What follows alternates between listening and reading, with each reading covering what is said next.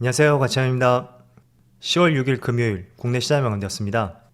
자, 오늘 시장은 소폭의 빨간불로 마무리가 되었어요.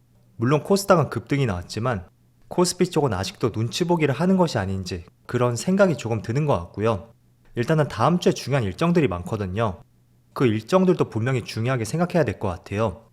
그래서 오늘은 어제 오후처럼 이렇게 급락장은 나오지 않았지만 여전히 시장이 눈치 보기를 하는 것 같다, 이런 생각이 드는 하루였습니다. 그래서 코스피는 0.2%의 상승이 나왔고, 반대로 코스닥 같은 경우에는, 자, 코스닥은 오전장에 굉장히 크게 상승이 나오면서 그게 오후장까지 이어졌죠. 그래서 오늘은 1.9% 급등으로 마무리되었습니다. 그리고 코스피 상위 종목들을 보면 오늘도 삼성전자는 1% 하락이 나왔었고, 반대로 SK하이닉스는 뭐 전날과 동일한 가격이라 볼 수 있겠죠. 그렇지만 삼성전자에 비해서는 양호한 흐름이 나왔었고, 또 삼성 SDI가 1.6%, LG에너지솔루션도 어제와는 다르게 조금은 약세 흐름이 나왔습니다. 그리고 여기 있는 종목들을 제외한다면 다른 종목들의 움직임은 나쁘지 않았던 것 같아요. 그리고 코스닥은 상대적으로 상승이 나왔던 종목들이 상당히 많습니다. 반면에 로봇 관련주라든지 2차전지 소재 기업 내에서도 LNF만 유독 하락이 나왔었네요. 자, 그리고 오늘은 외국인의 움직임이 뚜렷하게 나뉘었던 하루였어요. 코스피는 외국인이 내내 순매도를 했었다면 반대로 코스닥 쪽에서는 계속 내내 순매수를 보여주었고, 그래서 코스피는 3,200억에 외국인의 순매도가 나왔었죠. 그리고 거래 대금도 오늘이 최근 한 달 내에 있어서 가장 저조하게 나왔습니다. 물론 3일간의 휴일이 있던 만큼 그 부분도 무시할 수는 없을 거예요. 반면에 조금 전에 코스닥은 보셨듯이 기관과 외국인의 동반 순매수가 들어왔었죠. 일단 외국인이 이틀 연속으로 순매수가 들어왔고, 정말 오랜만에 연속 순매수가 들어왔습니다. 그리고 삼성전자, 오늘까지 5거래 연속으로 약세 흐름이 나오고 있고, 외국인은 3거래 연속으로 많은 순매도가 나오고 있습니다. 그리고 SK하이닉스는 어제하고 다르게 오늘은 외국인의 순매도가 나왔었고, 기관은 모처럼 순매수가 들어왔었네요. 그래도 외국인의 순매도 규모는 직전 이틀에 비해서 그렇게 많지 않으니까 한번 다음 주를 살펴보세요. 그리고 안 본 사이에 자동차 기업들의 수급을 보니까 굉장히 외국인의 순매수가 적극적으로 들어오고 있더라고요. 아시겠지만 9월에는 외국인의 많은 순매도가 있었던 한 달이었습니다. 그런데 지금 기아를 보시면 오늘까지 10거래 연속으로 순매수가 들어왔고, 그리고 현대차도 마찬가지로 오늘은 많은 금액은 아니었지만 최근 들어서 외국인들의 적극적인 매수가 들어오고 있습니다. 하지만 이게 주가의 상승으로 이어지지는 않는 것 같아요. 하지만 메이저 수급들이 계속 들어온다는 것은 이렇게 조금씩 들어오다가 갑자기 또 큰 매수세가 들어오면서 주가에 큰 변화가 나올 수도 있으니까 그런 부분 한번 살펴봐야 될 것 같습니다. 그럼 이어서 주체별 매매 동향에 대해서 살펴보도록 하겠습니다. 10월 6일 외국인이 가장 많이 매수한 종목은 에코프로, 포스코DX, 기아, 유한양행, 영풍재질, 상당히 업종들을 골고루 매수했고, 그리고 기관은 삼성전자, 기아, SK하이닉스, 한올바이오파마, 현대차, 이렇게 각각 매수를 했었네요. 자, 이어서 해외 증시를 볼게요. 전날도 미국 증시의 흐름이 그렇게 좋지 않았었는데 다행히도 상당 부분을 만회하면서 나스닥은 마이너스 0.1%, 거의 보합으로 마무리되었어요. 그리고 S&P500도 비슷한 흐름이 나왔었죠.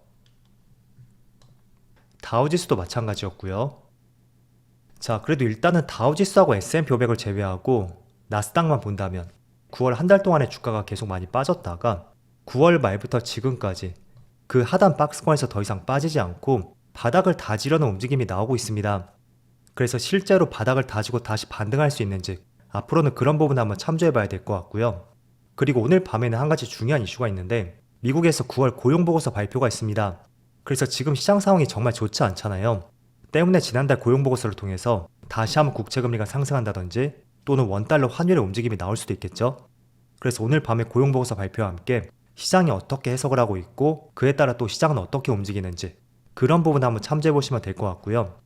그리고 추가적으로 반도체 지수를 보면 반도체는 소폭의 약세 흐름이 있었네요. 그래도 미국의 3대 지수에 비해서는 흐름이 양호하죠.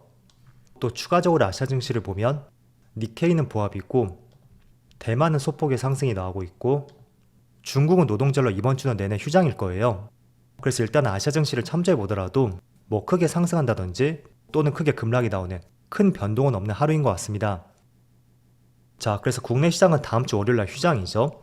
때문에 미국의 고용 보고서에 따른 주가의 변동성, 다음 주 초에 다시 한번 시장에 반영될 가능성이 있고, 또 다음 주에 개장을 하고 나면 하루 건너뛰고 반도체 지금 분위기를 알 수 있는 삼성전자의 잠정 실적 발표를 앞두고 있습니다. 그리고 그 다음에는 미국의 9월 CPI 발표가 있어요. 그래서 다음 주는 굉장히 중요한 일정들이 많다고 생각이 되고, 또 그에 따라서 큰 변동성이 나올 수도 있는 중요한 한 주가 될 것 같아요. 그래서 이런 부분 한번 참조해 보시고요. 또 제가 삼성전자에 대해서 말씀을 드렸잖아요. 과거의 실적은 중요하지 않습니다. 지금보다 중요하게 봐야 되는 것은 3분기에 반도체 부분에서 적자를 얼마나 줄였는지, 그리고 4분기하고 나아가서 향후 내년까지 삼성 측에서는 반도체 업황을 어떻게 바라보는지, 그런 부분을 조금 더 중요하게 보시면 될 것 같아요. 그래서 단순하게 실적이 얼마나 나왔는지, 그거는 그렇게 중요하지 않다고 말씀드리겠습니다. 자, 그리고 지난 9월부터 지금까지 시장 자체의 거래대금도 줄어있고 반등할 만한 모멘텀이 없는 것이 지금의 시점인 것 같아요. 자, 그런데 한 가지 중요한 이슈가 나왔는데 아직 정확하게 확정된 것은 아니에요. 워싱턴 포스트에 따르면 미국과 중국의 정상회담이 있다고 보도가 나왔어요. 그래서 이게 정말로 사실이라면 지금 모멘텀이 부재한 시장에서 하나의 구원 투자가 될 수 있는 재료가 되지 않을까, 그렇게도 생각해 볼 수가 있을 것 같습니다. 자, 왜냐하면 일단은 정상회담을 한다는 것은 여러 가지 이유가 있을 거예요. 그렇지만 최소한 정상회담 전까지 미중 간의 힘겨루기보다는 서로 간의 약간의 화해 모드라든지 조금은 냉랭한 분위기를 바꿀 수 있는 내용들이 나올 가능성이 높다고 생각이 돼요. 그걸 국내 관점을 한번 적용을 해본다면 바로 반도체 수출 규제가 될 수 있겠죠. 자, 그래서 실제로 워싱턴 포스트에 따르면 대중국 수출 통제안 발표 시기를 늦춘다든지 규제 강도를 낮추는 논의가 진행될 수도 있다, 이렇게 분석을 하였습니다. 자, 결국에는 가장 국내에서 민감한 것이 반도체 수출 문제란 말이죠. 그래서 그런 부분이 조금은 온화하게 바뀔 수가 있고, 때에 따라서는 정상회담을 지나고 나서도 그 기조가 조금 더 이어질 가능성이 있을 거예요. 그래서 지금은 10월 초이고 아직 정확하게 확정된 것은 아닌 것으로 알려져 있는 만큼 점점 11월이 다가올수록 계속 이런 기사들은 나올 것이고, 아마도 지금 11월까지 있어서는 가장 핫한 뉴스가 되지 않을까, 그렇게 보시면 좋을 것 같아요. 그래서 일단은 시장 전체로 본다면 조금은 냉랭한 분위기가 줄어들 수가 있고, 또 국내 대표 산업인 반도체 입장에서 본다면 규제 강도가 낮춰질 수도 있으니까 그런 부분을 중점적으로 보자고 말씀드릴게요. 자, 그리고 어제는 삼성 측에서 낸드 가격을 10% 이상 올릴 것이라는 기사가 나왔습니다. 자, 그런데 어제 저녁에 나온 기사를 보니까 지금 D램 가격이 보합세로 전환이 되었고, 또 삼성전자는 연말에 있어서 D램 가격을 10% 인상할 것이라는 또 새로운 기사가 나왔습니다. 자, 그래서 이게 사실이라면 메모리 반도체 가격 상승이 임박했다는 것이 지금의 삼성전자라고 볼 수가 있어요. 자, 그래서 정말로 가격이 인상되고 나서 그때 투자를 한다는 것은 저는 개인적으로 늦었다고 생각하고 있습니다.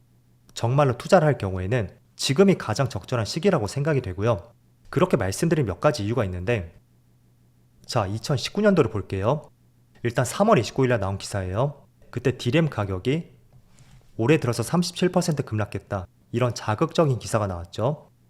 그런데 시간이 지나서도 D램 가격이 안정화가 되지 않았습니다. 10월 30일, 7개월이 지나서도 D램 가격이 계속 약세를 보인다는 좋지 않은 기사가 나왔어요. 자, 그런데 2019년도 주가를 보세요. 이게 주봉 차트거든요. 그런데 1월부터 계속 상승해서 연말까지 몇 퍼센트죠? 64% 급등이 나왔습니다. 자, 반대로 D램 가격은 연말까지 계속 반등이 없었거든요. 자, 그걸 어떻게 해석해 볼 수가 있냐면, 일단은 반도체는 사이클 산업이고 제가 늘 말씀을 드리지만 정말 빨라야 6개월 내지는 평균적으로 9개월, 3분기 정도, 그리고 길게 본다면 1년 정도 선행적으로 움직인다고 말씀드렸습니다. 자, 그래서 19년도에 D램 가격이 이렇게 급락을 했었죠. 그런데 그거는 2018년도에 이미 주가에 다 반영이 된 거예요. 보이시죠? 하지만 여러분들이 네이버에 들어가서 삼성전자의 실적을 보신다면 2018년도, 이때 매출은 아니겠지만 영업이익에 있어서는 역사상 가장 많은 영업이익을 달성했습니다. 그런데 주가는 급락이 나왔고, 그 이유는 19년도에 그렇게 업황이 좋지 않을 것이라는 그런 부정적인 부분들이 이미 주가에 반영이 되었고, 실제로 19년이 되어서는 D램 가격이 계속 급락이 나왔었죠. 하지만 주가는 이렇게 크게 상승이 나왔다, 그렇게 이해해 보시면 될 것 같습니다. 자, 그래서 지금도 똑같이 적용할 필요가 있어요. 올해도 주가가 점진적으로 상승이 나왔었죠. 그건 올해 말부터 내년까지 메모리 반도체 가격 하락이 멈출 것이고 하반기부터는 조금씩 돌아서지 않을까? 그런 기대감 때문에 주가가 일부 상승이 나왔다고 생각이 되고 실제로 지금 뉴스를 보시면 가격 인상이 머지않았다는 것이 지금의 시장 분위기인 것 같아요. 그래서 이런 사이클 산업 같은 경우에는 나는 중장기 투자를 선호하지 않다면 항상 최대 실적을 달성했을 때 또는 증권사에서 뭐 10만원 갈 것이다, 15만원 갈 것이다 그런 이야기들이 나올 땐 오히려 매도하는 것이 맞다고 생각이 되고 지금은 그와는 다른 시각으로 접근하는 것이 맞는 시점이라고 말씀드리겠습니다. 그래서 조금 전 말씀드렸던 디램 가격 추이 그리고 주가의 변화까지 같이 한번 생각을 해보시고요. 그리고 지금 시장에서 딱히 관심이 가는 업종이 없다고 생각이 될 거예요. 하지만 9월, 10월 주가의 변화를 보면 우크라이나 재건 관련주라든지 네옴시티 관련주 오히려 조정 없이 계속 좋은 흐름이 나오는 종목들이 상당히 많습니다. 그리고 재건 관련주하고 또 네옴시티 관련주 이쪽은 하나의 테마로 엮여 있다고 볼 수 있고 계속 꾸준히 기사가 나온다는 것이 하나의 특징이라고 생각이 돼요. 그래서 오늘 같은 경우에도 우크라이나 재건 파트너하고 국토부 장관이 서울에서 만날 것이라는 기사가 있었고 또 추석 연휴 동안에는 이재용 회장이 네옴시티 건설 현장을 방문했었죠. 그래서 이런 내용들을 보면서 재건 쪽이나 네옴시티 관련주들 다음 달까지 계속 중요한 일정들이 있는 만큼 지금 시장에서 계속 관심을 가져오시고요. 제가 계속 대표적으로 말씀을 드리는 것이 건설기계 또는 모듈러 주택 관련주들 그쪽들의 흐름이 괜찮다고 생각이 되니까 한번 참조를 해보신다면 좋을 것 같습니다. 자, 오늘도 시장 흐름이 그렇게 썩 좋지는 않았어요. 급락이 나온 만큼 시원한 반등도 기대했을 텐데 그렇게 나오지 않은 것이 조금 아쉽다고 생각이 되고요. 어쨌든 국내는 또 3일간의 휴일이 있잖아요. 때문에 휴일이 지나고 나서는 본격적인 10월에 좋은 흐름이 나올 수 있기를 같이 한번 기대해보자고 말씀드릴게요. 자, 그럼 한 주 동안 정말 수고 많으셨고요. 저는 다음 주 영상에서 다시 찾아뵙도록 하겠습니다. 감사합니다.